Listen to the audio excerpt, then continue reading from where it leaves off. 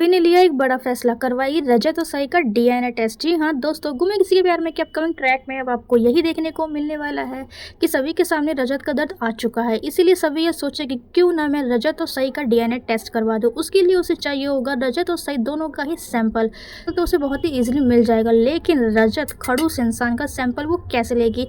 इसी तरीके के जुगाड़ में वो नजर आएगी किस तरीके से वो रजत का सैंपल ले ले कि इतने में सभी देखेगी कि रजत अपने बाल काट रहा है, तो वो सोचेगी क्यों ना मैं इसका हेयर ले लूँ, क्यों ना मैं इसके हेयर ब्रश में से एक हेयर ले लूँ और उसका डीएनए टेस्ट करवा लूँ। लेकिन जिस तरीके से सभी रजत को घूर रही होगी, सब वहाँ पे कह देगा कि तुम्हें परेशान होने की कोई ज़रूरत नहीं, मैं बहुत ही साफ सफाई वाला बंदा हूँ, मैं अपना ब्रश क्लीन करके रख दूंगा। और वो अपना ब्रश क्लीन करके सारे बाल डस्टबिन में डाल देता है।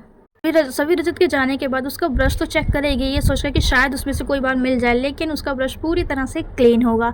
इसलिए सभी को मजबूरी में डस्टबिन में हाथ डालना पड़ेगा, जो उसके लिए बहुत ही अजीब होने वाला है। उसका मन तो नहीं करेगा, लेकिन अपनी बेटी सही के लिए उसे ये काम करना ही होगा। वो कैसे भी करके वो अपने आप को स्ट्रांग बना के डस्टबिन में हाथ डाल के रजत के बाल तो निकाल लेगी, लेकिन उसकी शायद किस्मत ही खराब है। इसलिए वहाँ पे आ जाएगी मिसेस ठक्कर, जिन्हें ये लगने लगेगा कि वो उनके बेटे पर काला जादू करवा रही है। इसलिए अब उसके बेटे के बाल इकट्ठे कर रही है। इसलिए वो अपने मेड से कह के उस पूरे रूम को बहुत अच्छी तरीके से क्लीन करवा देगी और सभी के हाथ से भी वो बाल ले लेगी।